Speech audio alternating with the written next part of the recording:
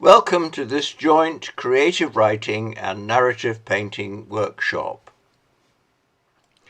What these two art forms have in common is that they both are designed to tell a story which the reader or viewer is encouraged to understand through contributing their own personal experience of life. So there can never be two identical interpretations of the work, though most will have elements in common. My half of the workshop deals with my approach to producing a narrative painting, creating an image which describes a frozen second from the times we live in. Images like this could be staged, like scenes from a film, but to make the experience more real, I choose to work from photographic reference.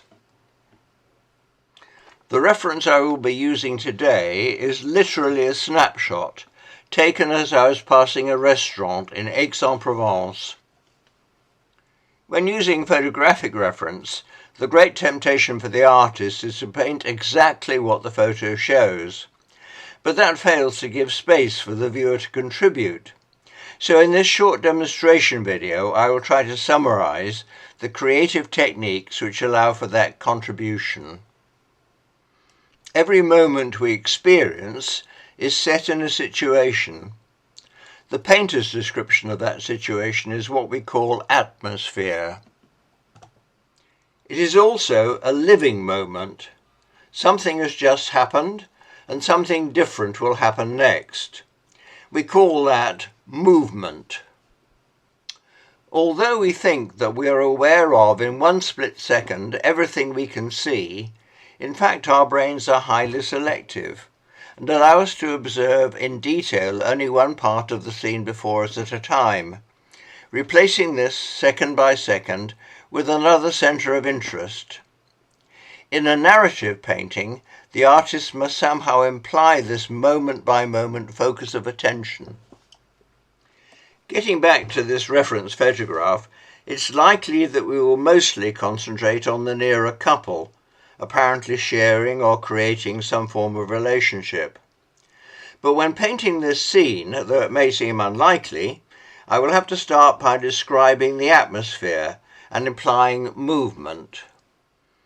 To get my painting started, I have very roughly sketched in the general layout of the scene using a black pen.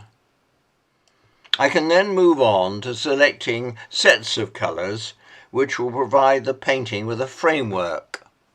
During this atmospheric stage of the painting, I'm using a simple domestic kitchen sponge to apply the paint, keeping the marks loose to suggest movement. In painting terms, this is called blocking in.